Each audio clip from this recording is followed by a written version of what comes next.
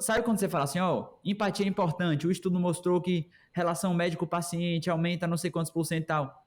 Aí a pessoa acha que isso é uma questão, assim, intuitiva. Não. É tipo o vendedor, sabe? A pessoa acha que tem um perfil específico de característica que a pessoa tem, né? Aquela pessoa que é mais extrovertida e tal, que vai gerar o resultado. E não é. Não é. Assim, por exemplo, eu tenho um perfil extremamente introvertido. Eu não sou aquela pessoa que chega assim no consultório abraçando todo mundo, pô, e aí, não. Claro, eu tenho tentado desenvolver isso melhor, mas não é o meu perfil natural. Só que quando você entende como o processo de mudança acontece, você começa a fazer isso de maneira intencional. Então você começa a ver o paciente que está pronto para a mudança, que não está pronto, o que é que você precisa fazer de diferente.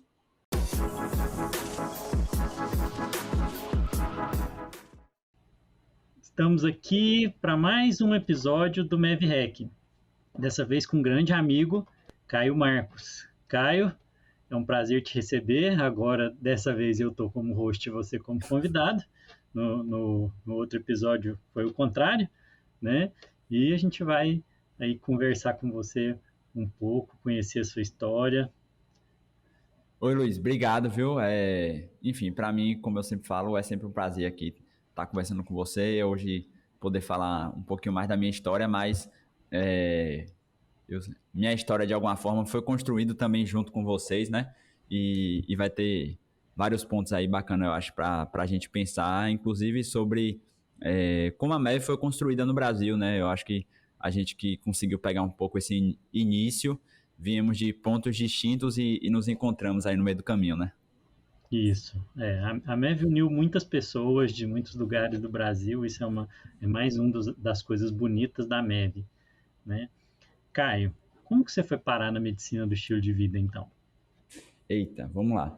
Então, eu entrei um pouco na medicina já meio enviesado, né?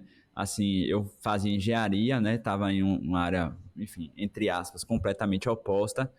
E aí eu comecei um processo mais de cuidar da minha saúde, né? Comecei a me alimentar melhor, comecei a iniciar a academia. Só que, como eu não vou dizer que eu tenho um perfil nerd, mas eu acho que eu sempre hoje, com a visão da psicologia positiva, né, uma das minhas forças de caráter é essa busca por aprendizado. Então, eu já comecei esse processo meio que me aprofundando muito em alimentação, em atividade física, enfim, entender a parte fisiológica. E aí, quando eu comecei a aprofundar nisso, assim, enfim, acho que foi uma paixão mesmo. Tipo, virava madrugada, lendo artigo, enfim, coisa do tipo. E aí eu vi que o caminho da carreira tradicional do engenheiro não tinha nada a ver com o que eu queria. E aí então eu resolvi fazer medicina. Então eu já entrei em medicina muito, como eu falei, enviesado, né? Assim, mas no começo eu tinha muito mais uma questão mais de performance, né? Eu gostava muito mais, eu acho que da parte esportiva. Isso hoje acabou me ajudando bastante, né? Porque teve alguns elementos que eu aprendi nesse momento que hoje me ajudam também para orientar meus pacientes. E aí, enfim, iniciei o curso de medicina, fui migrando cada vez mais para a clínica. Agora, no comecinho, eu tive muita influência da medicina funcional, né? Então, muito uma coisa que a medicina funcional coloca, assim, é que você deve sempre buscar a causa. E eu acho que talvez esse seja o elemento, assim, mais importante, é, inclusive para quem está na MEV, né? E a gente vai acabar chegando nisso, que, assim, é sempre você buscar o que está por trás daquilo. E aí, no início, eu comecei a me aprofundar um pouco mais sobre diabetes, sobre doenças metabólicas. Gostava muito da parte fisiológica, aquela coisa de estresse oxidativo, resistência à insulina, inflamação crônica. Só que eu cheguei num ponto, né? Eu cheguei num ponto que, inclusive, foi muito semelhante com a sua história, que foi perceber que no final isso sempre levava aos comportamentos, né? E aí, Luiz, eu iniciei uma liga na faculdade, né? O nome da liga era Liga de Medicina Clínica Integrativa. A gente já falava de álcool, de fumo, de como a alimentação influenciava, só que eu ainda não conhecia a medicina do estilo de vida, o movimento da MEV, né? E aí foi quando em 2018, acho que no comecinho logo do ano, uma médica aqui da Bahia, que de alguma forma participou desse início desse processo, né, doutora Ívia, ela estava envolvida com essa chegada da medicina do estilo de vida aqui no Brasil, que ainda estava meio misturado com a medicina funcional, enfim. E ela convidou a gente, na época, para que a nossa liga entrasse dentro desse movimento da medicina do estilo de vida. Ela falou, o que vocês já fazem já é medicina do estilo de vida, só que agora vocês vão ganhar um nome, vocês vão entrar dentro de um movimento específico, com características específicas.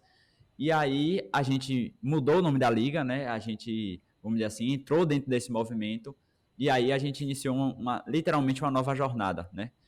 E inclusive os meus interesses, porque aí eu fui saindo mais dessa parte, vamos dizer assim, fisiológica, para ir cada vez mais para uma parte comportamental, né? Eu digo que começou minha jornada dentro da psicologia, né? Então, meu encontro com a MEV foi através de uma apresentação dessa doutora Ívia, e aí a nossa liga seguiu esse rumo. É curioso que é uma história comum, né?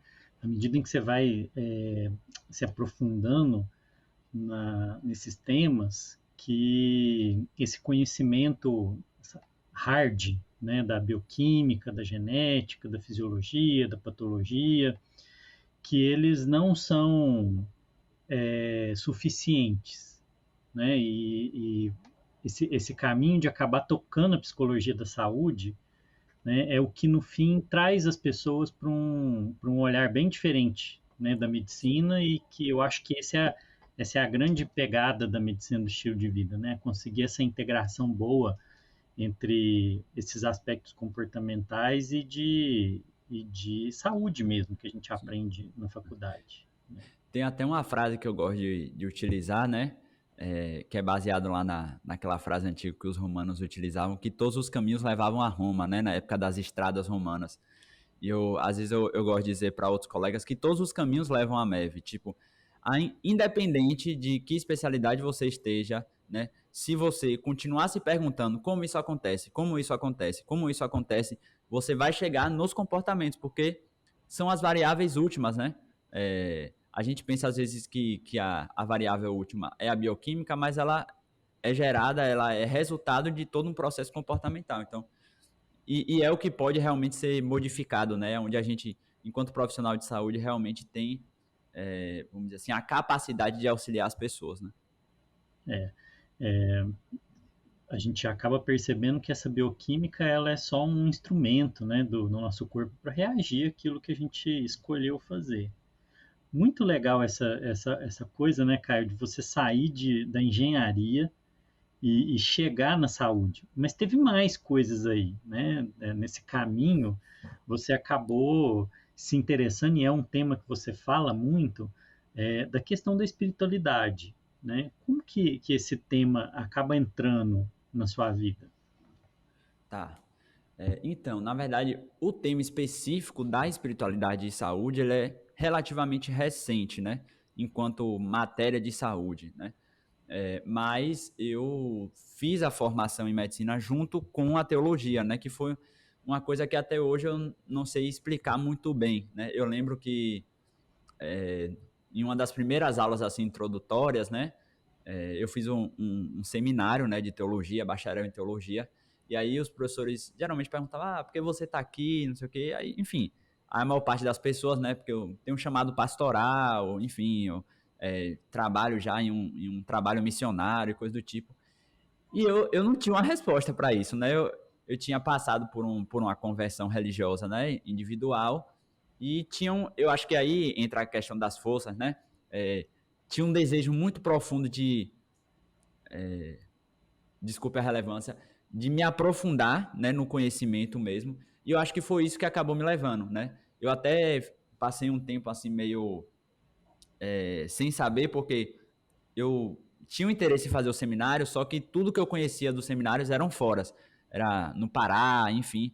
E aí, conversando com um amigo, ele falou, cara, tinha um seminário que ficava em Feira de Santana, que é uma cidade a 150 quilômetros daqui, que tá vindo aqui para Salvador, tipo, ficava 10 minutos da minha casa, andando, né? E aí eu passei numa faculdade e ficava a 20 minutos da minha casa, né? Então, assim, meio que tudo convergiu para essa possibilidade, né, de fazer os dois juntos. E eu acho que até um ano e meio atrás, para mim eram coisas assim distintas, né? Claro que a formação em teologia, ela teve alguns aspectos bastante importantes para me ajudar a pensar a saúde. Eu acho que um primeiro elemento é que foi um recurso de coping, né? Porque como eu entrei na medicina já muito enviesado, muita coisa da medicina eu não gostava, mas que fazia parte da formação. E muitas vezes vamos dizer assim, os questionamentos levantados dentro da teologia, que você sabe, né, tá sempre em conversa com a filosofia, a sociologia, a antropologia, todas essas matérias que envolvem o ser humano, né, de alguma forma, e a relação dele com o divino, a relação dele com a espiritualidade, elas eram, vamos dizer assim, para utilizar uma linguagem teológica, um bálsamo, né, ou seja, era de alguma forma um conforto que eu tinha, porque na medicina era muito aquela coisa 1 mais 1 é igual a 2 e tal, diagnóstico é X, o tratamento é Y, e essa parte, vamos dizer assim, humanística, ela me foi muito alimentada dentro da teologia.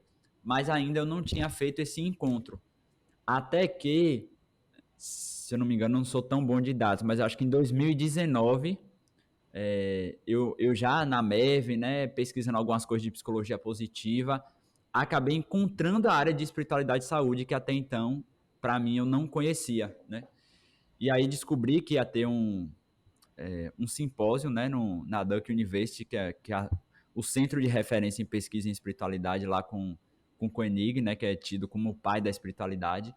E eles estavam dando uma bolsa para algumas pessoas de países emergentes, né, e o Brasil se incluía lá nessa categoria, para poder participar desse seminário. Eles meio que juntam, é um workshop, era um pós-doc, né, de 1 ano, e aí eles meio que pegaram tudo que eles ensinavam nesse pós-doc e concentraram em um workshop de 5 dias, imersivo.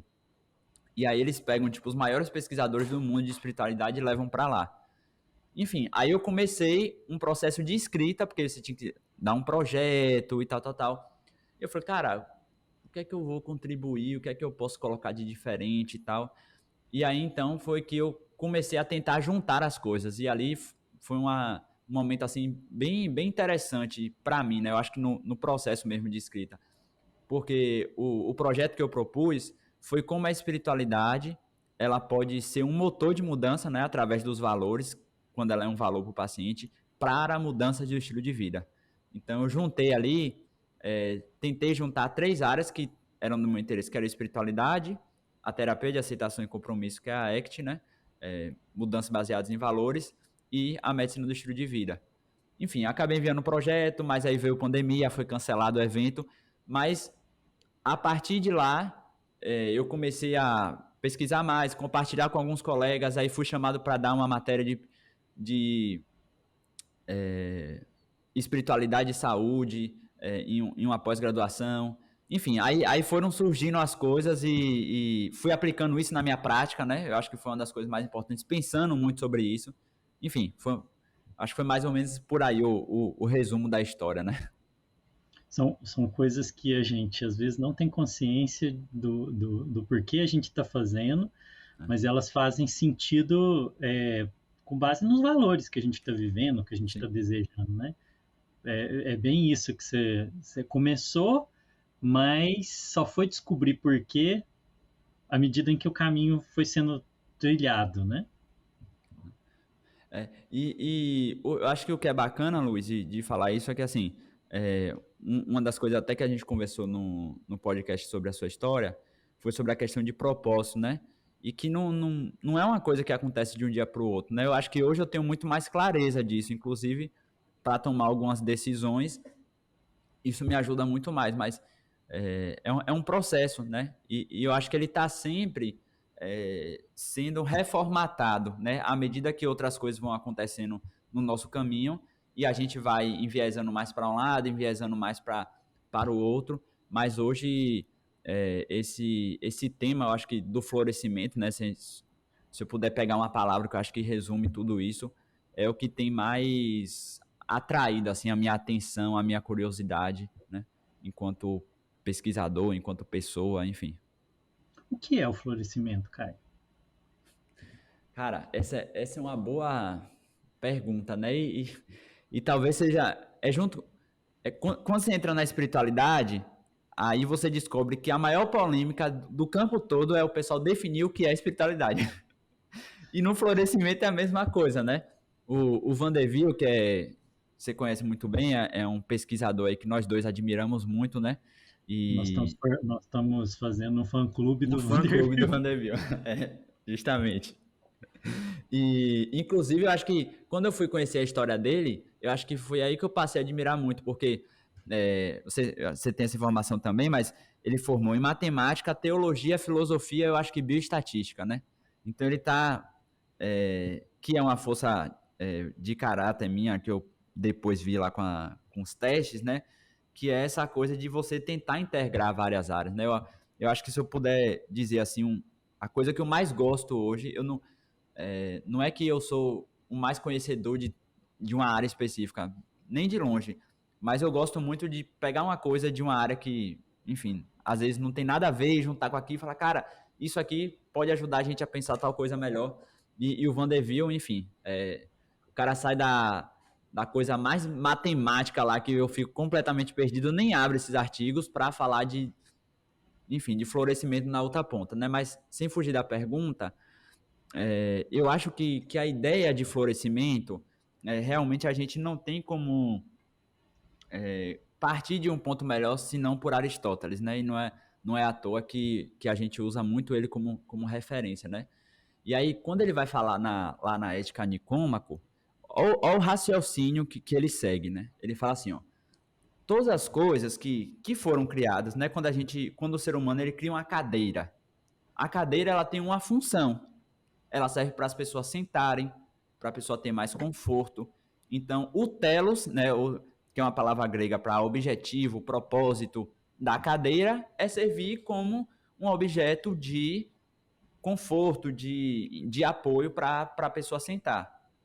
E aí ele faz a grande pergunta que talvez está entre as perguntas últimas aí, né? Mais importantes da nossa vida, que é, ok, partindo desse pressuposto que todas as coisas elas tendem a um fim, né? Tem um propósito, um objetivo pelo qual elas existem. Qual é o objetivo da vida humana? Né? Por que nós existimos? E aí ele utiliza esse termo, né? O daimonia, né? Que a gente traduziu durante muito tempo aí como felicidade, só que como hoje a ideia de felicidade é bastante diferente do que se entendia por felicidade na antiguidade, a gente traduz para o florescimento. E eu gosto muito desse termo, Luiz, porque quando a gente pensa na figura, né, imagética do florescer, né, a gente tem uma semente que é plantada e ela passa por todo um processo ali, enfim, de desenvolvimento, de enraizamento, até ela, vamos dizer assim, chegar no seu fim último, que é aquela flor. É o flor. Então, o florescimento, ele fala sobre o fim, mas ele fala também sobre o processo de florescer. Né?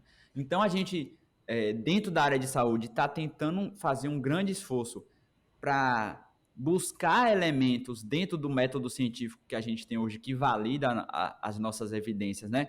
Que estão associados ao que seria uma boa vida, e aí eu acho que a gente talvez nunca tenha uma definição precisa disso, porque as coisas que, de alguma forma, fazem parte da verdade última, né? Quando eu digo verdade última, aí a gente pode ir lá para Platão, quando ele diz a verdade, o bom e o belo, né? O trio lá, a verdade, o bom e o belo, eles fogem da nossa capacidade de racionalidade científica. Então a gente precisa utilizar outros elementos da nossa linguagem para descrever isso, e por isso que a poesia alcança coisas que a cientificidade nunca vai alcançar, né?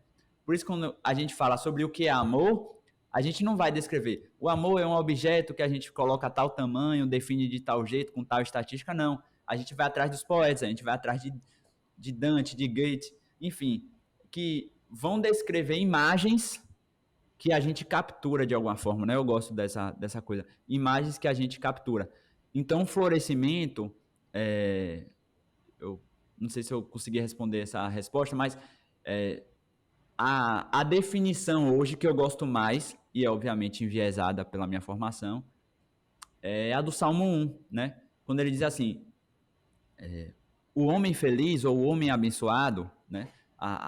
O termo ali, ele tem um termo em hebraico que tem esses dois elementos, né? Da bênção e da felicidade.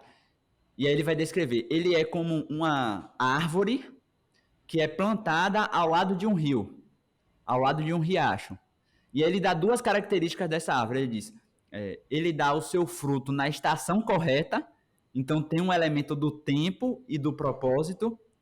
E ele traz um outro elemento que eu acho fantástico, ele diz assim, e as suas folhas não murcham. Então, quando a gente pensa no processo de florescer, a gente tem o momento que as folhagens saem, e todo aquele processo que passa, né, das estações, as folhas caem, depois, enfim.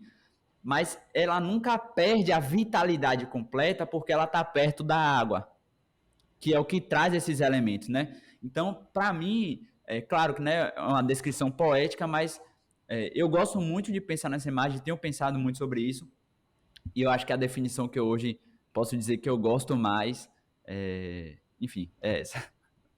Eu achei muito bonito, porque enquanto você foi falando aqui, eu fui lembrando, né? Quando você está perto daquilo que te produz flow, que te produz fluxo, que é o que acontece com a água quando corre, né? Você sente uma energia imensa, né? Esse é o estado de felicidade, né? E muito legal essa ideia de que a gente vai se desenvolvendo à medida em que vai descobrindo que está perto desse lugar, e vai se transformando, né, vai se desenvolvendo. Quando foi que lá dentro da engenharia você começou a ver que não estava no fluxo e depois uma coisa que você falou que eu achei muito curioso, o que você viu na medicina quando você chegou que estava errado, que você viu assim, isso aqui também não está dentro do meu fluxo. Sim.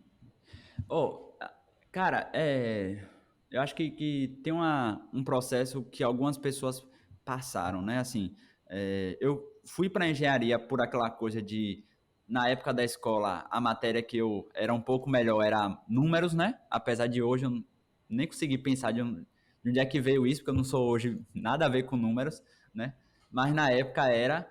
E aí fui muito nesse sentido, mas assim, para ser bem honesto, acho que o elemento principal é porque a maneira comum, né?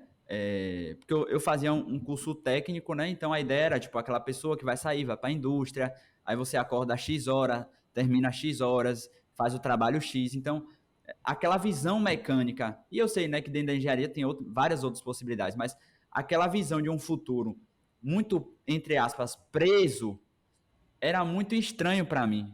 Por quê? Aí entra o elemento da minha história, né? Minha mãe é advogada, né? Sempre foi um profissional autônomo, né? Então sempre teve muito essa flexibilidade. E meu pai, apesar dele ser professor, né, e estar dentro do ritmo da universidade, ele sempre teve outras coisas. Então, meu pai trabalha com história da moda, né? E ele tem uma grife, né, de moda. Então, esse elemento, vamos dizer assim, de buscar algo que faz sentido para você, eu acho que foi o elemento principal que fez essa mudança. A descoberta veio, como eu falei, com um autocuidado inicial, né? Buscando inicialmente, enfim, academia, querendo ter mais músculo, né? E tal, aquela coisa toda do jovem, mas eu comecei a me interessar por todo o processo fisiológico, né? Por entender como é que a saúde funciona, como é que a saúde é produzida. Pela E mecânica aí, do processo, é, pelos tem mecanismos. isso, e entender isso, mas eu via que, assim, o atuar do médico tinha uma flexibilidade muito maior, sabe? E, inclusive, por exemplo, eu acho que esse elemento que me fez sair da engenharia, por exemplo, é o que sempre fez com que eu não gostasse da coisa hospitalar, né? Eu nunca gostei daquele fluxo protocolar, entendeu? E aí, quando eu entrei na medicina, né, você falando sobre o que é que eu achei que estava errado na medicina, aí eu acho que a teologia já estava me influenciando, mas eu nem percebia isso, né?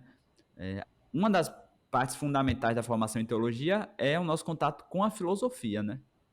E a filosofia, ela tem esse elemento de você estar sempre buscando os pressupostos, né? Buscando o que é que está por trás disso. De onde é que essa visão surge? Esse argumento está baseado em quê? Então, eu lembro que assim, desde o começo eu sempre fiz esse raciocínio de maneira quase que intuitiva. Então, sei lá, o professor falava, a doença renal crônica é definida quando a creatinina tá tanto, não sei o quê. Aí eu tava assistindo a aula e me perguntando, tá, mas o que é que causa doença renal crônica? Principalmente a pessoa que tem diabetes descontrolada, pressão alta. Tá, e o que é que causa a diabetes e a pressão alta? O paciente que tem alimentação X, que é mais sedentário. E aí, quando você vai fazendo isso, como eu falei, você, inevitavelmente, você vai chegar nos comportamentos. O que eu acho que aí entra um elemento até da nossa paixão aqui pela educação também, talvez o elemento que as pessoas talvez não chegam muito nesse processo é porque o nosso processo educativo, ele perdeu esse elemento, né? Ele não é um processo educativo, como Platão vai dizer que a filosofia, ela surge qual é a palavra que ele usa?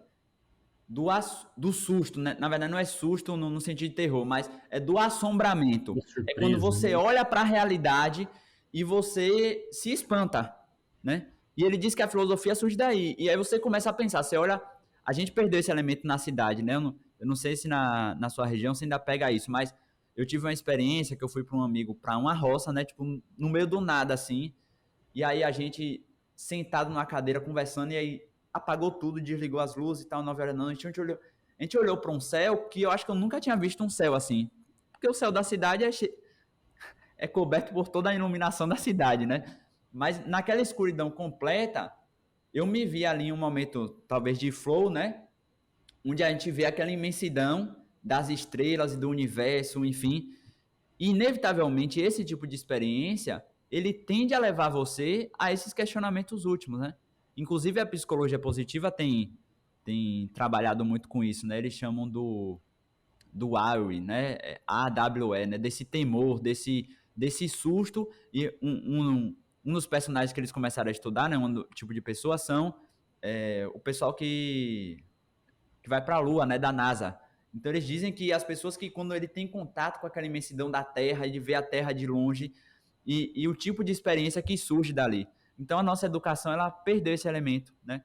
Então, enfim, por algum motivo eu acho, seja por uma força de caráter, enfim, não sei se faz parte da minha natureza ou de outros elementos talvez da minha educação, dos meus pais, mas eu acho que esse elemento de alguma forma me fez questionar isso e eu acho que é um raciocínio quase que linear, né? Se você começa a fazer essas perguntas dentro da medicina, você vai chegar nos comportamentos. Aí a medicina do estilo de vida, né? Ela tem isso de forma muito marcante, né? E eu conversando com as pessoas que decidiram entrar nesse movimento, é muito legal ver também essa mesma sensação que você fala de assombro, assim, nossa, parece que estava encoberto pela poluição da prática, né, que a gente tem hoje, essa verdade que estava lá o tempo inteiro, né, de que são os hábitos, é o cuidado, é o positivo, o florescimento como... Eu gosto de falar que o florescimento é o novo conceito de saúde, Sim, né, um conceito mais amplo, né, e eu acho que é isso que as pessoas, quando chegam na MEV, elas têm esse uau, né, tava ali escondido tudo que eu queria, né. Caio, aí a partir desse momento, né, que você descobre isso lá dentro do curso, né, de medicina, qual vai ser o caminho, então, né, que você começa a ver que você precisava fazer algo diferente? Qual que é o caminho que você escolhe percorrer para entrar nisso? As pessoas perguntam muito, onde eu começo a medicina do estilo de vida? Direto as pessoas mandam mensagem assim, como que eu faço essa formação? Qual foi esse caminho seu de aprendizado, de descoberta, de estudo? tá. Qual foi Ó, essa... eu vou ser bem honesto que o caminho que eu fiz não foi o mais fácil, né? Mas ele tem muito a ver com a minha personalidade e com esse elemento aí de querer, vamos dizer assim, ir nas fontes, né? Eu, enfim, ó, eu sempre quis ir na fonte. Então, eu fiz um caminho, vamos dizer assim, mais hard, que era mesmo, tipo, ir nos artigos, né? Então, assim, é um exercício muito mais longo, eu acho que eu só consegui fazer isso porque eu estava durante a minha formação. Então, por exemplo, se eu fosse formado, já tivesse, né, no fluxo de residência, enfim, de consultório, de ter que sustentar minha família e tal, eu não teria tempo para fazer isso, né? Mas o caminho, vamos dizer assim, de aprendizado meu foi mais direto mesmo. Então, meus colegas, né, de sala até brincavam e diziam que eu era o cara do artigo, porque sempre que o professor estava falando alguma coisa, eu falava, mas tem um artigo que fala. Porque eu pegava. Por exemplo, eu vou dar um Cara, exemplo prático do que eu isso é o fazia. nerd. Isso é o nerd. Você falou que você não é nerd, não, mas isso aí é o nerd. Eu acho que eu nunca tive o estereótipo assim de nerd, né? De geek, nunca fui isso, mas eu acho que essa coisa do conhecimento, enfim, foi forte, né? Mas era de maneira prática, o que é que eu fazia mesmo, né? Sei lá, eu tava rodando em nefro, né? Para pegar esse exemplo de novo. E aí eu começava a pesquisar, tipo, doença renal crônica com álcool, doença renal crônica com alimentação, doença renal crônica com sedentarismo. E eu fui meio que acumulando isso ao longo do tempo. Mas a grande virada, a grande chave mesmo de mudança foram duas coisas que aconteceram na minha vida. Foi quando eu conheci o movimento da MEV mesmo. E aí, ao invés de ir para essa coisa mais da fisiologia e das variáveis, vamos dizer assim, alimentação, movimento, enfim, relacionamentos, eu comecei a ir para a coisa do comportamento. Né? E aí foi quando eu conheci a teoria da automotivação. E aí a ACT vai entrar nisso, né? Daqui a pouco a gente pode falar nisso, mas a terapia de aceitação e compromisso mudou muito essa parte. E em termos práticos, foi quando eu digo que eu conheci assim meu mestre da medicina, né? Que foi o Dr. José, ele é um reumatologista e ele já atuava no que a gente pode chamar talvez numa medicina integrativa, né? Ele fazia orientação alimentar, enfim, elementos da MEV, né? Mas aí eu comecei a ir atender com ele, acompanhar os atendimentos dele. E ele é um cara, assim, enfim, extremamente inteligente, tipo, tem mais de 300, 400 artigos, eu acho, publicados aí no PubMed. Ele tem essa coisa também da paixão pelo conhecimento. Então, só para você ter noção, às vezes era assim, ó, a gente atendia um paciente e aí eu falava assim, pô, professor, eu acho que eu vi alguma coisa sobre glúten e tal doença. Ele, bora discutir isso semana que vem? Procure algumas evidências, eu vou ler um pouco e a gente discute. Aí eu passava a semana, tal, li um bocado de coisa, isso aqui, na semana, eu vi isso e tal. Aí quando o paciente voltava ali, bora fazer aquilo que a gente viu no artigo. Então, eu consegui, tipo, pegar o que eu estava fazendo de maneira só teórica e começar a aplicar. E ele me dava muito espaço para, pronto, o Caio agora vai te orientar em relação à alimentação. Então, mesmo antes de formar, eu tive esse espaço, assim, que foi minha escola mesmo, literalmente, para fazer isso, né? Então, acho que foi esses dois caminhos. O caminho hard mesmo, mas eu acho que tem a ver mesmo com o que eu gosto de fazer, né? Que é ir na fonte e tal, depois juntar tudo para dar uma aula, enfim, e essa parte prática, né? Mas hoje a gente tem caminhos que facilitam isso, né? E hoje eu não, como eu falei, eu não conseguiria fazer isso se eu tivesse em outro momento da minha vida. Esse caminho que você fez, né? A gente que estuda métodos de educação, né? Fala muito da aprendizagem autodirigida, que é importantíssimo você ter essa habilidade de ir atrás, esse desejo de ir atrás. Mas chega um momento que você precisa de uma tribo, né, Caio? Assim, Sim. parece que chega uma hora que as outras pessoas, elas, igual esse professor seu, né, que você precisa de alguém que bote fogo ali, que te incendeie, e você precisa acho que depois o passo seguinte, que é quando você fala de criar a liga, é que naturalmente a gente vai do aprendizado para uma mentoria, uma curadoria, né? O estímulo, e depois a gente precisa de uma tribo. É isso. Na verdade, você captou o que agora talvez eu estou percebendo em retrospectiva, né? Como você trouxe, na verdade, eu estava dentro de uma tribo, né? Eu acho que, entre aspas, tinha uma tribo, entre aspas, com o meu professor, apesar de ser só nós dois, mas isso me retroalimentava muito. E eu já estava dentro da liga. Então, a liga foi assim, foi um espaço onde eu consegui de alguma forma, manter isso em vários sentidos. Por exemplo, o primeiro evento de medicina do estilo de vida que a gente fez, maior, né, que foi o primeiro congresso Norte e Nordeste, a gente falou sobre alimentação.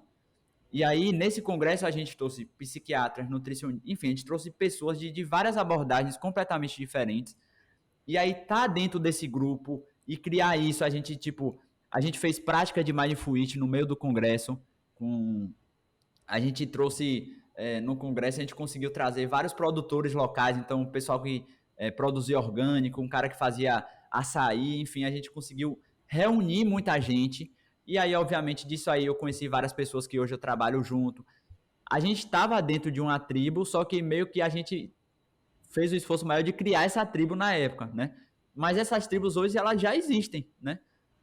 E hoje fica mais fácil, né? O próprio movimento da medicina do estilo de vida, ele já está bem mais consolidado, você já tem um caminho muito mais orientado para você seguir do que quando a gente meio que estava desbravando isso, entre aspas, né?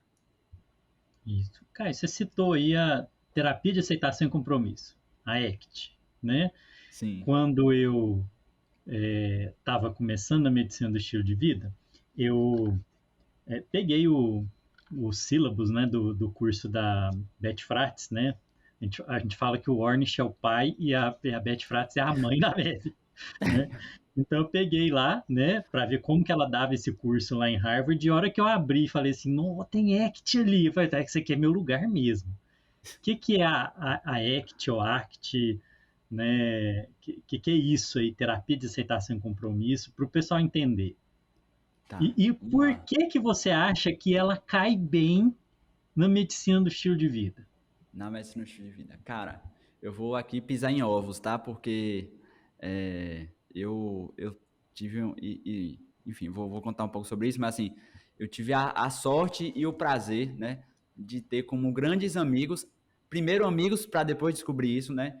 Pessoas hoje que são referência na produção e no pensamento da terapia de aceitação e compromisso. Então, eu vou tentar definir aqui, pisando em casca de ovos para não falar nenhuma besteira, depois eles puxam minha orelha lá se eu falar alguma coisa errada.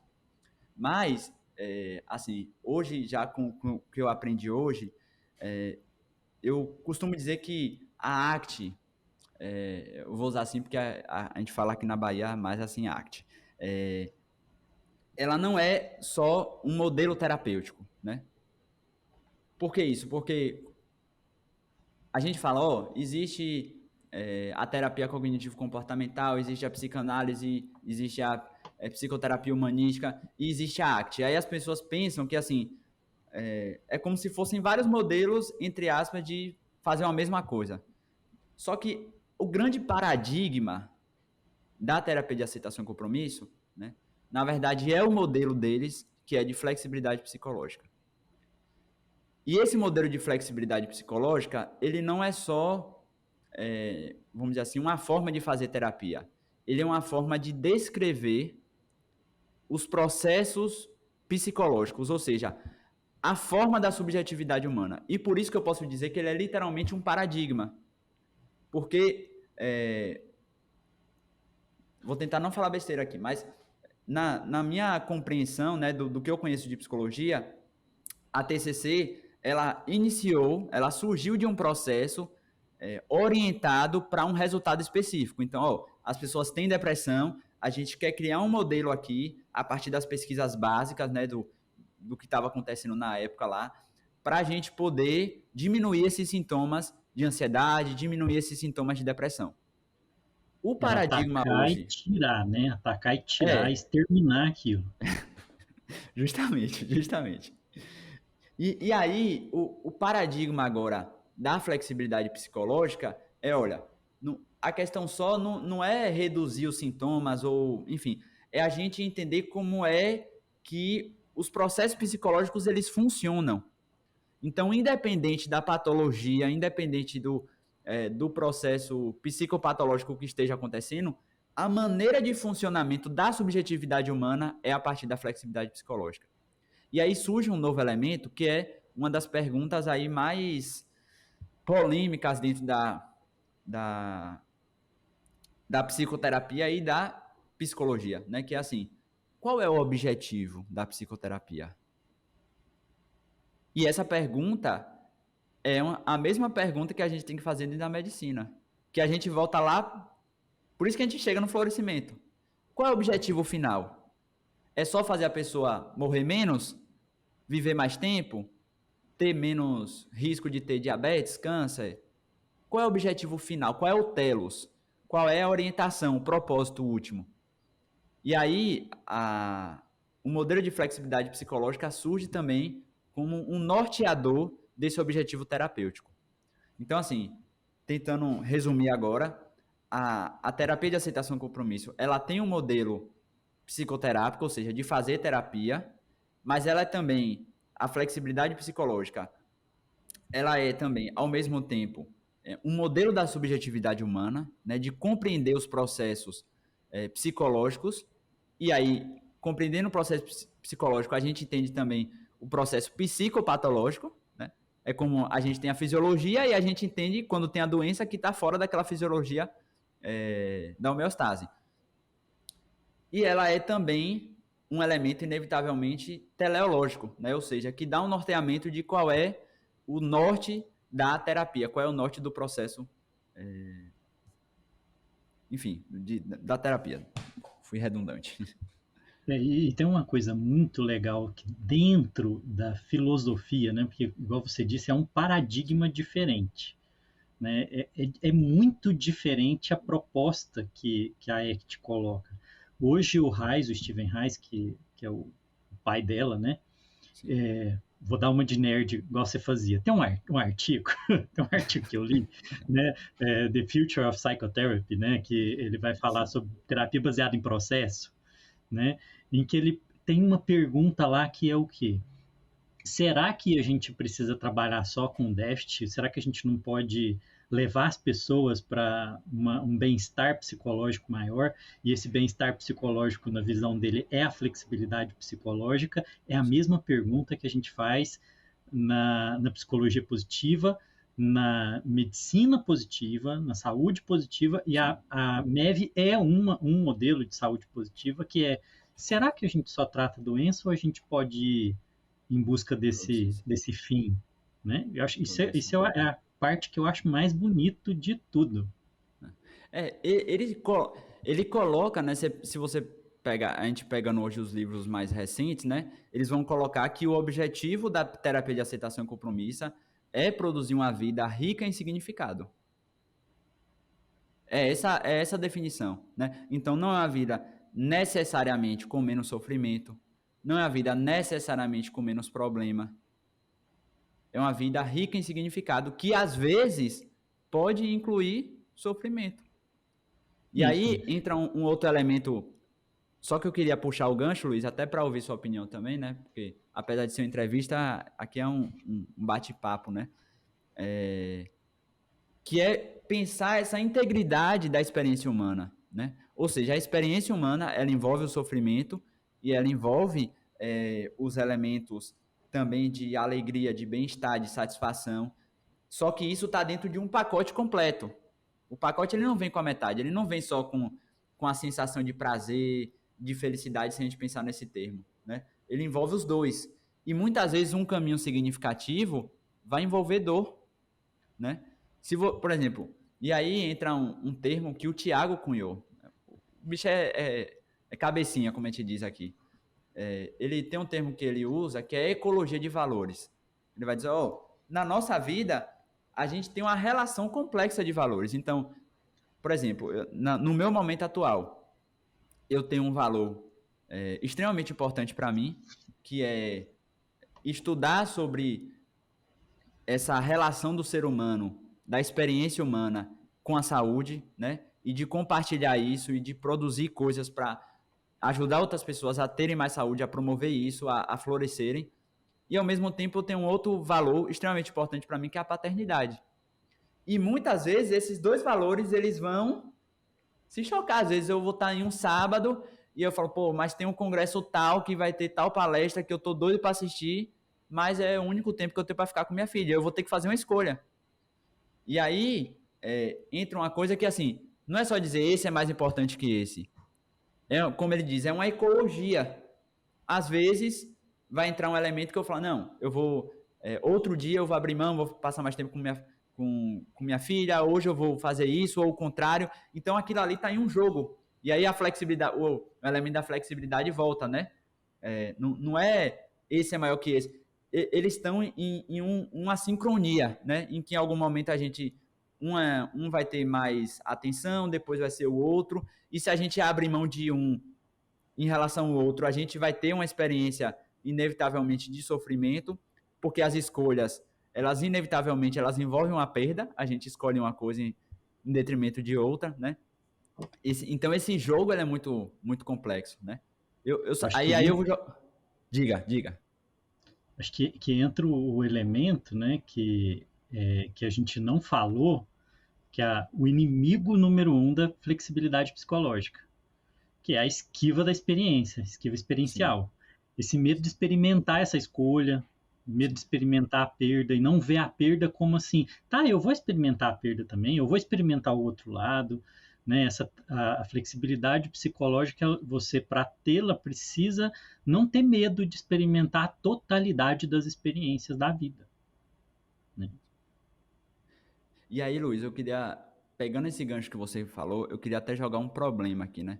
Que eu tenho pensado sobre isso, queria pensar agora junto com você, que é o seguinte: eu me pergunto em até que ponto a medicina do estilo de vida, né? E aí eu falo enquanto movimento global e a medicina de maneira geral também, tem pensado sobre isso. Em que sentido? Por exemplo, um dos pilares lá da medicina do estilo de vida é sono. Só que a gente acabou de ter uma filha, né? Vai fazer 3 meses. E uma das coisas que a gente mais teve que abrir mão foi sono. Então, assim, do ponto de vista fisiológico exclusivamente, talvez a gente perdeu saúde, né? A gente diminuiu, entre aspas, nossa qualidade do sono durante esse momento. Mas, por outro lado, a gente está construindo algo que é muito mais significativo, que tem a ver com o pilar da conexão e tal, que é a construção da nossa família, que é altamente significativa para a gente. Então, eu me pergunto se, assim, será que o objetivo é só maximizar todos os pilares? E aí o conceito de florescimento, para mim, ele é a resposta para isso. Porque ele, de alguma forma, ele inevitavelmente traz que o fim último ele é maior do que o processo, sabe? Porque, tentando ser um pouco mais claro. Para mim, o que eu tenho pensado muito hoje é que a saúde ela é o caminho que vai possibilitar isso. Então, a gente precisa ter vitalidade, a gente precisa ter energia para eu cuidar da minha filha, para eu estudar, para eu dar aula, né? Eu preciso disso. E para isso, eu preciso me movimentar mais, eu preciso dormir melhor, me alimentar melhor. Só que esse não é o fim último. Eu posso ter, entre aspas, esses pilares, mas mesmo assim, eu tenho uma vida pobre de significado, né? E aí talvez o pilar da conexão dá uma balanceada nisso, né? Enquanto a gente estava discutindo aqui, eu estava pensando justamente isso, né? Talvez o grande problema do paradigma que a medicina funciona hoje seja porque ele é baseado na esquiva experiencial. A gente tem medo de experimentar a doença, a gente tem medo de experimentar a dor, a gente tem medo de experimentar a morte, os profissionais têm medo de experimentar aquilo junto com os pacientes, porque eles têm medo de experimentar a sensação de impotência, de fracasso, ou do que for, e isso é causa de burnout, né? Aquela sensação de que não está tendo sentido, não está tendo propósito, não está tendo significado, porque está torto, né? Você está achando que o significado da sua prática enquanto profissional de saúde é salvar a pessoa a qualquer custo da dor, da doença e da morte. Isso você não faz, né? Isso é impossível, né? Então é baseado na esquiva. E eu acho que esse mesmo paradigma às vezes vai para dentro da MEV, como você disse, com certeza. Por isso que eu prefiro falar que os pilares, eles não são objetivos no sentido 8 horas de sono, alimentação plant-based, tantos minutos por semana de atividade física. Eu detesto essa abordagem, porque ela é uma abordagem conteudista, é o mesmo processo da educação, né? Mais preocupado com conteúdo que processo. Eu vejo os pilares como habilidades para que a pessoa, se ela aprende a habilidade de cuidar do sono, ela aprende a habilidade de se alimentar, ela aprende a habilidade de se movimentar, ela usa isso do jeito que ela quiser, flexível, para alcançar o equilíbrio de valores e de experiências que ela puder em cada momento. Então, acho que o modelo que a gente tem hoje, ele é errado muito porque ele é baseado num modelo de esquiva experiencial. Acho que Excelente. enquanto a gente falava disso, eu ia pensando isso aqui. É. E assim, e aí eu acho que tem uma discussão que você até falou, né? Para mim, florescimento é saúde, né? E eu penso, Luiz, em relação a essa ideia de florescimento e saúde, que a gente vai ter que fazer vai ter que fazer uma escolha, né? Entre dois caminhos possíveis. Uma é mudar o conceito de saúde para se tornar algo mais próximo de florescimento, ou colocar que a saúde é um meio para o florescimento. Porque se a gente continuar com o conceito de saúde, né, dentro desse, como você falou, né, desse aspecto mais positivista, né, de ter qualidade do sono X, ter, enfim, redução de risco da alimentação Y, isso vai ser um meio, ok, ter vitalidade, né, ou seja, ter mais energia, foco e tal, para você produzir as coisas que realmente importam na vida. Ou a gente vai chamar esse paradigma último, que seria o florescimento, de saúde, né? Ou seja, dizer que esse aspecto teleológico, ou seja, né, do objetivo final, a gente vai chamar agora da verdadeira saúde, né? Que ter saúde não é só ter o LDL-X, ter o colesterol Y, ter a pressão, enfim, 12 por 8, ela é muito mais do que isso, né? Eu acho que esse paradigma que a gente tem hoje, ele acaba colocando uma coisa bem interessante, né? Você vai perseguir os marcadores a qualquer custo. Você não está Verdade. preocupado se vai ter bem-estar, né? Você vai perseguir a qualquer custo. Isso é o extremo da inflexibilidade psicológica, né? Não considerar, por exemplo, o balanço dos valores que são importantes, né? Sim. A atenção baseada em valor, né? Que tem sido muito discutido hoje em dia para substituir a forma de financiamento da saúde, que eu acho que é uma oportunidade imensa para a MEV pegar, né, se ela Sim. for baseada em valor, é questionar, será que aquele procedimento ele é valoroso para o paciente? Né? Será que vai valer a pena para ele? Não só se é baseado em evidência ou se Sim. aumenta em 2% a sobrevida, mas será que assim dá a vida que ele quer? Né? Excelente. Excelente. Eu Tem, acho que tem um, é uma mudança de paradigma que a gente precisa discutir. Tem uma história, Luiz, que eu gosto muito, né, de pensar nesse paradigma. Às vezes eu até compartilho com algum paciente que eu chamo de paradigma de Aquiles, né? Quando a gente vai ler lá na Ilíada, né, em Homero, aí diz que Aquiles, ele foi visitado, nem lembro agora qual foi a deusa que visitou ele, mas aí ela coloca dois caminhos possíveis para ele, né? Ele está no meio da guerra de Troia, ela falou, você tem dois caminhos possíveis. Um caminho é você voltar, né, para sua casa, você vai ter uma vida, vamos dizer assim, boa com a sua esposa, você vai ter filhos, você não vai ter doença, você vai morrer bem, enfim, vai ter uma vida, entre aspas, vamos dizer assim, de bem-estar, né? Simples e E tranquilo. que é uma vida, enfim, bacana. E tem uma outra via, né? Tem uma outra via que é você continuar aqui na guerra, você vai morrer, você não vai voltar para casa, mas você vai ser lembrado pro resto da história como um grande herói grego. E claro, né, obviamente a escolha que ele toma de continuar na guerra e morrer e ser lembrado eternamente, fala muito sobre os valores gregos, né? Era a grande história de formação do guerreiro grego, né? O ideal de Aquiles. Hoje talvez a gente tivesse muito mais o paradigma voltado para a primeira opção. Mas a questão é ele entender que, assim, há esses caminhos possíveis e cada um deles vão ter consequências e vão ter, enfim, um fim diferente, vai ter um propósito diferente. E, inclusive, isso me ajuda muito a entender esse paradigma, às vezes, algumas escolhas que os pacientes fazem. Como um paciente, por exemplo, que ele escolhe continuar bebendo, por mais que você fale para ele que continuar bebendo vai ter consequência X, Y, Z, né? E claro, do ponto de vista de saúde, a gente quer criar outras alternativas para ele, mas na história dele, isso está envolvido com o ideal de masculinidade, está incluído dentro, entre aspas, da tribo dele ali, que muitas vezes é o bar, né? Envolve os amigos dele. E, obviamente, quando a gente entende isso, a gente, inclusive, pode...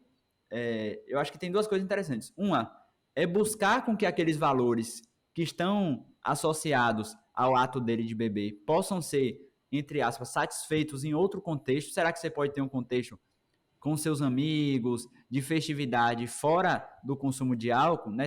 Procurar outras alternativas. E um outro contexto também que, assim, quer o médico perder esse senso de impotência quando a gente tem uma visão exclusivamente positivista, né? Ou seja, de que a gente sempre vai levar o paciente para aquele caminho que a gente diz que é o melhor. E às vezes o paciente, tipo, eu já tive pacientes assim, o cara tem um emprego é extremamente estressante, faz parte do emprego dele, trabalha no setor financeiro, outro trabalha com não sei o quê, e ele fala, cara, se eu sair desse emprego, eu vou enlouquecer, porque esse emprego é o que me dá vitalidade, é o que me dá força. Então, assim, tem um custo altíssimo para a saúde dele, mas é extremamente significativo. Claro que eu sempre busco alternativa. Pô, será que a gente não pode, talvez, diminuir a carga horária? Mas em alguns contextos não tem essa possibilidade. É o Aquiles que escolhe ir para Troia. Tá bom, eu vou morrer cedo, mas é o que vai ter sentido para mim. Né? É difícil para o profissional de saúde conseguir abrir mão de falar assim, tá bom, essa é a sua escolha, né? É muito difícil para a gente conseguir abrir mão de querer consertar o outro. E aí, até eu gostei dessa coisa que você trouxe, né, de consertar o outro, porque assim, a gente cria uma imagem do que o paciente deveria ser e a gente fica tentando convencer ele de que ele tem que se tornar aquilo, né? E não entendendo não perguntar assim... para ele o que ele quer. E aí, inclusive, eu acho que isso muda muito do entendimento do papel do médico, né? A medicina de família fala muito isso, né? Qual é a expectativa que o paciente tem sobre o seu papel naquela relação e qual é a expectativa que você tem do seu papel naquela relação, né? Hoje eu tento deixar o mais claro possível, desde o início para o paciente, que eu entendo que o meu papel ali é de orientação. Eu vou estar do lado dele, né? Tipo, por exemplo, vamos dizer um paciente que faz uma escolha dessa de continuar no emprego X e tem um curso, eu falar, eu entendo completamente sua escolha e eu vou estar aqui para a gente buscar uma redução de danos. Em algum momento, caso você queira pegar outro rumo, eu vou estar aqui para a gente fazer outras mudanças que são necessárias. Mas não é meu papel levar ele para a vida X. Quem vai escolher a vida que ele quer viver é ele. No máximo, eu vou ajudar ele a refletir um pouco melhor sobre qual é a vida que ele quer levar mesmo, né? E essa mudança de postura do médico, por exemplo, né, de outros profissionais de saúde também, mas a gente vê isso muito forte na medicina, que a gente não consegue também entender que às vezes o paciente tem uma expectativa que você não pode atender. E você tem que saber dizer isso claramente para ele, porque talvez você não queira entrar naquele plano dele e você tem o direito também de não participar. Sim. E falar, olha, eu acho que talvez você precise procurar a ajuda de outra pessoa, né? Quando você estiver num momento tal, né? A gente tem dificuldade de fazer isso, né? De entender isso. Caio, eu queria... Diga. Eu queria te perguntar uma coisa, já que você falou de valor, falou de contexto, né? Considerando que a gente deve ver o contexto, ver o valor, né, dos nossos pacientes, a medicina do estilo de vida no Brasil, ela precisa ter uma abordagem diferente do que a gente vê, por exemplo, onde ela nasceu, nos Estados Unidos? Você acha que é necessário olhar e entender quais são os valores nossos, da nossa cultura, né? Tô eu aqui em Minas Gerais, Sim. tá você aí na Bahia, né? Quem está ouvindo a gente talvez esteja em São Paulo, no Rio Grande do Sul, no Ceará, no Amazonas, e são valores completamente diferentes, alguns são comuns, outros são diferentes, e essa abordagem nossa de esse, como você diz, positivista, esse é o ideal para a saúde, quando a gente muda para essa outra de qual o valor que eu atendo, vai ser diferente num lugar e outro também. Você acha que a gente precisa de discutir essa adaptação da MEV para o nosso contexto? Ó, eu quero, antes de responder essa pergunta, Luiz, eu quero começar de um outro espaço, né, para chegar nessa pergunta. Acho que o primeiro elemento para a gente pensar isso é que, assim, por exemplo, a psicologia, ela já reconheceu isso há muito tempo. É tanto que hoje, dentro da psicologia, inclusive em qualquer bibliografia boa de psicoterapia, de abordagem vai ter uma seção lá que ele vai falar assim, contexto cultural, né? Inclusive na psicologia positiva, né? Se você pega os livros recentes aí, ele vai falar, talvez isso aqui em outro contexto é diferente. Vou pegar um exemplo assim bem crítico. Suicídio. Aqui é crime, é uma coisa, é um desfecho que obviamente a gente não deseja para o paciente, mas, por exemplo, em alguns contextos asiáticos, é uma honra. É uma honra, por exemplo, o paciente cometer suicídio quando ele envergonha a família. Enfim, eu não conheço muito bem, mas assim, é um contexto cultural completamente diferente da interpretação daquele fenômeno humano. Então a gente tem um elemento, obviamente, de universalidade, né, da fisiologia, por isso que a gente pega um estudo da Escandinávia e às vezes tenta ver no nosso contexto aqui se funciona do mesmo jeito. Mas obviamente tem um gap, né? Tem um gap tanto do ideal de vida boa, né? Do que é a boa vida, quanto também de alguns elementos que funcionam aqui diferente, a relação com a comida, a relação da própria comunicação do médico com o paciente. Eu gosto de pegar um exemplo muito bacana, né? Eu sou aluno, né, do Tiago, né, Ferreira. Eu acabei falando meus amigos e não falei quem é. Então, o Tiago Ferreira é um grande amigo meu, né? Hoje eu posso assim dizer, sem nenhuma dúvida, que um dos principais nomes da terapia de aceitação e compromisso no Brasil, né? Talvez um dos caras que mais pensa sobre valores dentro dessa área no mundo, né? E, obviamente, foi ele que me colocou nesse caminho, né? Eu lembro que, só para contar rápido essa história, né? Eu tava escrevendo um livro, né? Na verdade, o meu TCC de teologia acabou se tornando um livro sobre, enfim, filosofia e tal. E aí eu chamei o Tiago para escrever o prefácio do livro, né? E ele topou e tal.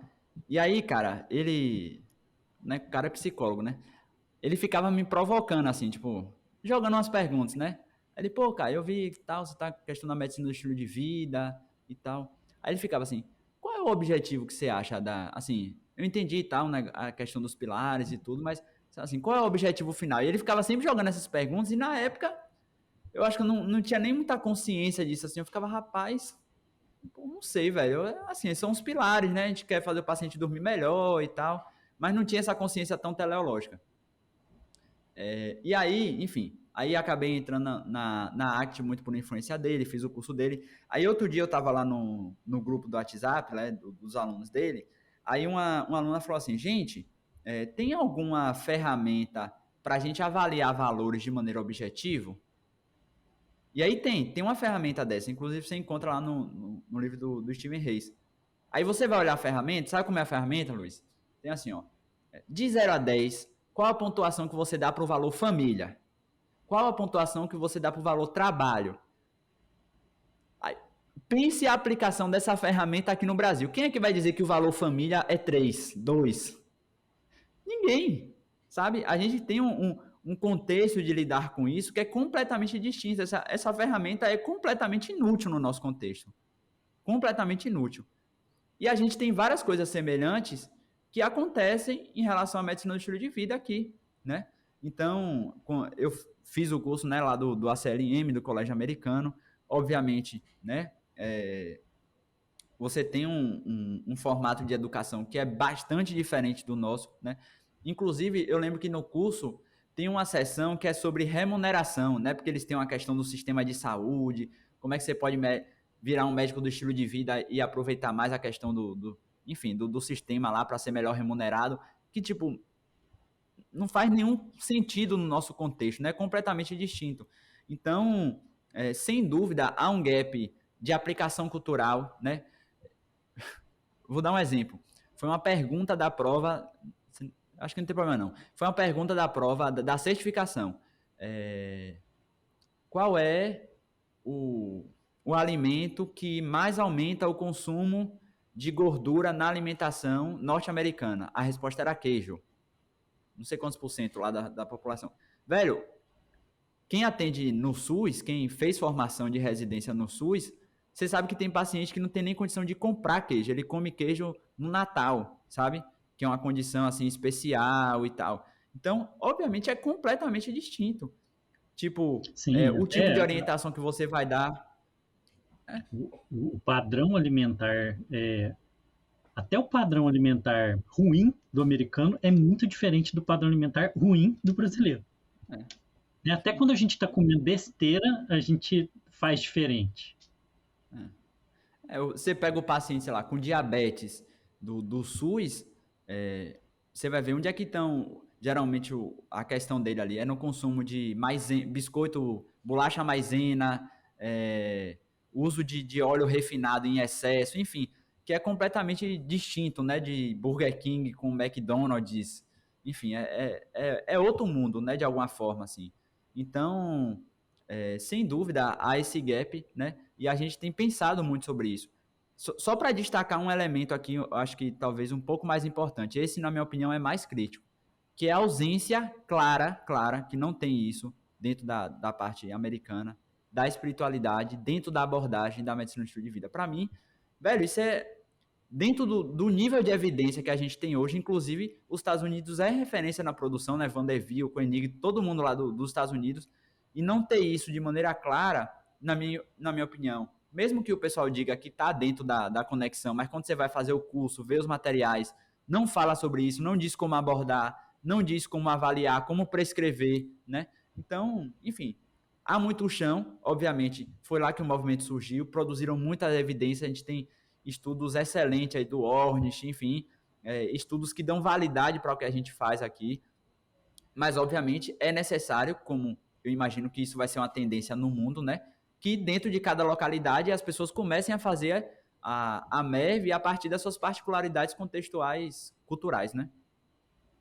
A gente precisa da flexibilidade de fazer isso, né? Caio, já que você falou em ferramenta para avaliar e tal, qual que você vê que é a dificuldade da pessoa que começa com MEV de levar isso para a prática? Tá. Né? Você começa lá, você vai, igual você disse, você começou estudando artigos. E como que é? Porque esse é um problema, né? Sim. A gente sabe o que tem que ser feito. A gente sabe como tem que ser feito. Esse, para mim, Luiz, aí você foi assim, você foi no ponto-chave, porque assim, se a gente pode dizer que a medicina do estilo de vida é uma especialidade, né, é nisso aí que ela é uma especialidade. É nisso aí que o jogo muda. Tanto no resultado que você tem com o paciente como no consultório, e obviamente isso tem um impacto na sua realização, tem um impacto na remuneração financeira, porque o paciente tem mais resultado, ele volta mais, enfim. É você conseguir fazer essa transição, né? Então, inclusive, essa é uma grande crítica, na minha opinião. Aí já entra uma questão de educação, né? Que a gente já discutiu bastante, que é assim, você sair de um modelo conteudista para um modelo de aplicação, né? Então, eu vivi isso na prática, né? Como você falou, eu era o cara dos artigos. Aí eu comecei a ver que se o paciente ele fazia X de exercício, de determinada atividade, ele tinha tal resultado. Aí eu falava, cara, quando eu começar a atender, eu vou reverter todas as doenças, eu vou fazer isso, eu vou ter resultado X e YZ. E aí eu comecei a atender lá com o Dr. Josélio, né? Aí a gente atendia muito lúpus, fibromialgia. Aí eu fazia toda uma orientação, vamos fazer alimentação assim e tal, vamos colocar isso aqui. Aí o paciente voltava, 30 dias depois falava, pô, doutor, não consegui fazer. Ou então a gente dava uma lista de orientações para o sono, faça isso. Aí o paciente voltava, eu fiz só 3 dessas coisas, só que aí depois eu vi que eu não fiz o resto, aí parei de fazer. E aí eu acho que foi aí que a luz acendeu, Luiz. Assim, eu já, entre aspas, estava na medicina do estilo de vida, né? Mas aí foi que a luz acendeu. E aí como você falou, né? Qual é essa grande diferença? É você entender que é necessário desenvolver habilidades específicas de orientar mudanças comportamentais. Isso passa por um processo conteudista de entender como é que o comportamento acontece, como é que a mudança acontece, mas também como é que você diz isso, como é que você cria essa conexão com o paciente. Isso não... é porque, sabe quando você fala assim, empatia é importante, o estudo mostrou que relação médico-paciente aumenta não sei quantos % e tal. Aí a pessoa acha que isso é uma questão assim intuitiva. Não, é tipo o vendedor, sabe? A pessoa acha que tem um perfil específico de característica que a pessoa tem, né? Aquela pessoa que é mais extrovertida e tal, que vai gerar o resultado. E não é. Não é. Assim, por exemplo, eu tenho um perfil extremamente introvertido. Eu não sou aquela pessoa que chega assim no consultório abraçando todo mundo. Pô, e aí, não? Claro, eu tenho tentado desenvolver isso melhor, mas não é o meu perfil natural. Só que quando você entende como o processo de mudança acontece, você começa a fazer isso de maneira intencional. Então você começa a ver o paciente que está pronto para a mudança, que não está pronto, o que é que você precisa fazer de diferente. E aí, eu estou falando em aí várias vezes, né? Então, deixa eu só voltar para tentar resumir. Primeiro ponto, perceber que é necessário desenvolver essas habilidades. Ponto 1. Ponto 2, entender, e aí tem uma questão mesmo conceitual, né? Eu acho que é a base do processo de comportamento. O que é um comportamento, como é que ele acontece, como é que a mudança acontece, o que é que direciona as mudanças, e aí entra muita questão de valores, né? E há o terceiro ponto, que é como orientar isso, como fazer isso. E aí a gente tem ferramentas para isso, né? É o que a gente tem tentado desenvolver, né? Não é um modelo fechado, né? Essa ideia de modelo é importante, porque assim, o modelo, ele orienta a experiência. Como é isso? Vamos pegar uma pessoa que está atendendo um paciente e vamos imaginar que a gente está tipo um Big Brother, a gente bota uma câmera e grava tudo do que está acontecendo. Aquela mesma experiência do que está acontecendo ali, ela pode ser entendida de diversas formas. O modelo, ele vai orientar a você entender essa experiência. Então, o modelo vai fazer com que você ouça uma fala do paciente e você vai falar o processo que está acontecendo aqui. Esse paciente está no estágio tal de mudança. O que eu preciso fazer agora é isso. Então, o modelo é nesse sentido, não é modelo no sentido assim de emergência, né? Tipo assim, se o paciente está com a pressão X, portanto, você dá tanto de adrenalina. Não é nesse sentido, porque na MEV não funciona assim. Mas o modelo, ele orienta esse entendimento da experiência e orienta também dizer a você qual é o próximo passo, né? E não sei uma se coisa eu interessante repeti muitas vezes. Uma coisa interessante que eu aprendi quando eu fiz doutorado, porque eu trabalhei com modelo animal, trabalhei com drosófila, e é muito interessante que as pessoas falam assim, mas o que tem a ver uma mosca com uma pessoa, né? Eu falei, gente, é modelo. Modelo não precisa ser perfeito aquilo. Ele é modelo para descrever uma experiência, né? Então, quando você tem um modelo que te ajuda a fazer previsão de um aspecto único, né? Aquilo é extremamente útil, porque você testa com a pessoa, né? E vai tentando melhorar a compreensão da experiência dela. E aí desenvolve uma ferramenta que você possa aplicar quando você vê uma situação parecida com aquela outra vez, né? Vou só pegar um exemplo prático aqui, você foi falando, eu fui pensando no exemplo. Talvez o pessoal que não está conseguindo visualizar isso de maneira prática, né? Uma das ferramentas, por exemplo, que a gente utiliza para avaliar a parte de espiritualidade é uma ferramenta que eles resumem um acrônimo chamado FICA, né? Fé, importância, comunidade e aplicação, ação, né? Então, por exemplo, eu tenho um questionário, né, de pré-avaliação. Todo paciente, antes de passar na consulta comigo, ele preenche esse questionário. E lá eu avalio todos os pilares, né, de uma maneira, enfim, pré-consulta.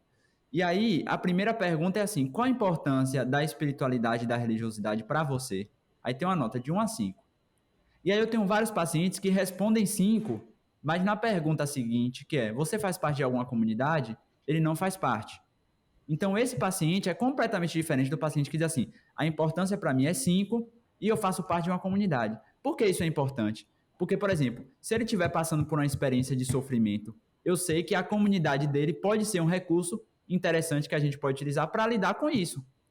Então, ela tanto me ajuda a entender a experiência do paciente, me ajuda a prever possibilidades de interação, quanto me dá recursos para eu agir, né? Então, ele me dá um norte da possibilidade de eu utilizar isso. Então, enfim, a gente tem várias ferramentas, né, para avaliar sono, para avaliar alimentação. Eu acho que o legal, né, Caio, é assim, a medicina do estilo de vida, igual você disse, né? Ela é uma especialidade à parte quando a gente aplica essa questão da mudança do estilo de vida. Porque a teoria, toda outra especialidade estuda, mas a habilidade de conduzir isso, não. Então, essa é uma especialidade desse campo, né? E o outro lado é esse, é se concentrar em buscar uma forma de, vamos dizer assim, municiar os profissionais com formas de aplicar ferramentas para isso. Acho que essa é a grande diferença desse movimento que a gente está vivendo agora em comparação ao que existia antes. Vou tentar pegar um exemplo ainda mais prático, Luiz. Você falou, enfim, concordo 200%, né? Mas às vezes as pessoas falam, ferramenta. E tá, e na prática, o que acontece? Por exemplo, eu falei do sono, né? Hoje eu trabalho com medicina do sono, tenho me aprofundado, estou fazendo um processo aí para especialização. E uma das coisas, um dos maiores erros, né? É, por exemplo, você dar aquela lista de higiene do sono. Por que é um erro? Tudo que está ali na lista talvez até seja certo. Então, assim, do ponto de vista conteudista, está completamente correto. Então, por exemplo, quando eu comecei a atender, eu já sabia que o sono era importante, eu fazia as perguntas, né? Quanto tempo de sono você dorme? Mas aí entra um elemento distinto, que aí foi o que a MEV me deu de herança, isso aí, como disse o povo, ninguém me tira, independente para onde eu for, de que especialidade você esteja, isso muda completamente. Porque entendendo o processo de mudança, eu sei que há duas coisas que são fundamentais, que a teoria da autodeterminação coloca, que é autonomia e senso de competência. Tem uma terceira também, mas aí eu vou deixar essa para depois. Autonomia e senso de competência. O senso de competência, ele está relacionado ao paciente ter a percepção de que ele consegue fazer aquilo. Então, o que é que acontece quando a gente dá a lista de 30 coisas para a pessoa fazer para o sono dela melhorar? Você deu 30 caminhos diferentes para ele fazer. E aí ele pode conseguir 2, ele pode conseguir 3, mas ele não sabe qual é o mais importante, ele provavelmente não vai conseguir os 30, e se ele não conseguir os 30, ele vai ter a sensação de que ele não conseguiu fazer tudo o que devia ser feito. Então hoje... Tem uma sensação de incompetência, porque ele olha, de 30 fiz 2. E às vezes, Luiz, na prática, tem 2 que se ele fizer, já vai dar uma alteração na qualidade do sono, um impacto muito maior. Então, qual é a grande diferença de, por exemplo, uma abordagem individual? É você entender o contexto do paciente e saber, dentro daquela lista dos 30, quais são os 2 mais importantes que eu preciso dar a ele agora. E talvez, aí eu vou botar um outro elemento. Desses 2 que são muito importantes, talvez tenha um que tenha um custo para ele muito alto e que ele não está disposto a fazer agora. Como, por exemplo, talvez ele fique muito tempo no celular e aquilo atrapalhe muito ele. Mas para ele isso é muito difícil, ele não está pronto para fazer essa mudança agora. Então eu dou autonomia para ele. Eu falo, isso aqui é importante, seria bacana se a gente conseguisse fazer. A gente tem essas 3 opções. Qual o caminho que você quer fazer? Por onde você quer começar? Eu dou a clareza para ele que assim, se você escolher esse caminho, provavelmente o resultado vai ser esse. Se a gente conseguir fazer os 2, provavelmente o resultado vai ser melhor. Mas se a gente fazer um também, já vai ter um resultado bom. Como é que você quer agir? Qual é o caminho que você quer seguir? Isso é completamente diferente, cara. Isso vai fazer o paciente ter mais resultado, ele vai voltar mais, ele vai ficar mais satisfeito. Você, enquanto profissional, fica mais satisfeito, porque enfim, todo profissional sabe de saúde que a melhor experiência é o paciente voltar dizendo, cara, isso mudou completamente minha vida, eu me sinto muito melhor agora. Teve uma frase, você deve ter ouvido muito isso também, né? Tipo, eu não conseguia perceber o quanto me faltava energia para eu brincar com os meus filhos. Isso é uma coisa, velho, que não tem nada que pague, sabe? E é onde a pessoa vê uma diferença grande, né? Caio, você dá aula, né, também, né, junto com o amor ao aprendizado, acaba tendo o amor a ensinar, né? Tem esse outro lado. Para a gente conseguir, né, fazer mudança, fazer essa transformação no rumo como a saúde leva, acaba que a gente tem que mudar também o rumo da forma como nós ensinamos a saúde, né? Que mudança você acha que precisa ser feita na educação médica, na educação na área da saúde, em abordagem, em conceitos, na prática do que a gente vê hoje, para que a medicina do estilo de vida faça diferença também, né? Você pegou um ponto importante aí, Luiz, e aí o interessante é que assim, né? A MEV, ela abre portas muito maiores do que a gente imagina, né? Porque quando a gente entende como é que a mudança de comportamento acontece, como por exemplo, eu acabei de falar de autonomia e senso de competência. Isso não vai ser aplicado só para a orientação do seu paciente. Isso vai ser aplicado para como você vai aprender também, né? Então, qual é o esforço que a gente tem tentado fazer, né? Primeiro, partir do problema, né? Uma coisa completamente diferente é eu falar, a alimentação X reduz tantos por cento de diabetes. Outra coisa completamente diferente é por exemplo, pegar um caso de um paciente, né, um protótipo assim de caso que seja muito parecido, né, com o que geralmente a gente atende, paciente, tantos anos, enfim, vem com a queixa de tal coisa. Como é que a gente investiga? Quais são as ferramentas que a gente usa? Como é que a gente pensa? Então, para voltar lá para o comecinho da formação de medicina, né, e de qualquer área de saúde, como é que eu desenvolvo um raciocínio clínico da MEV? Essa é a grande diferença, é um paradigma, é um óculos, né? Vamos dizer assim, a MEV é um óculos. Você vai botar esse óculos dentro da sua especialidade e o paciente ele vai vir com a mesma queixa que você já atendia, só que agora você vai raciocinar, você vai pensar completamente diferente sobre aquele caso. Então, não é eu não vejo, Luiz, como uma ferramenta, assim, no sentido à parte, sabe? É aquela coisa assim, você tem anamnese, você vai fazer anamnese toda normal e no finalzinho você vai fazer anamnese da MEV. Não, é o centro, tipo, é um óculos. Você vai botar e você vai pensar toda a experiência do paciente a partir daquilo. Eu acho que até, inclusive, em contextos, por exemplo, completamente, talvez que a gente não pense muito. Por exemplo, vamos pensar, sei lá, um cara que é cirurgião, né? O cara é cirurgião. Até para você orientar o paciente sobre a cirurgia, sobre o processo, se você entende sobre o processo de mudança, você vai ter uma possibilidade de ajudar esse paciente muito maior. O paciente vai se sentir mais respeitado, vai ter uma experiência de conexão com você muito maior. Então, esse processo de aprendizado, eu acho que ele tem que ser baseado no problema real que você tem e não nos conceitos teóricos. Os conceitos teóricos e os modelos, eles vêm para ajudar você a entender os problemas. Aí você fala, a gente pensa assim porque o estudo tal encontrou isso, né? Mas é desenvolver esse raciocínio. Então, eu acho que é ser baseado, né, em casos clínicos, eu acho que essa é a essência. E você ter um conteúdo orientado para a aplicação, né? Então, como eu falei, né, não adianta só estatística. A estatística ela vem para fortalecer o que a gente está fazendo, mas a gente utiliza ferramentas e modelos para orientar esse processo. E aí você vai fazer uma jornada muito mais rápida que a minha, né? Porque primeiro eu tive que aprender os conceitos para descobrir que isso não era suficiente, para ir buscar os modelos, para adaptar esses modelos para o nosso contexto, enfim. É muito legal essa coisa do paradigma que você falou, porque eu estava pensando aqui, né?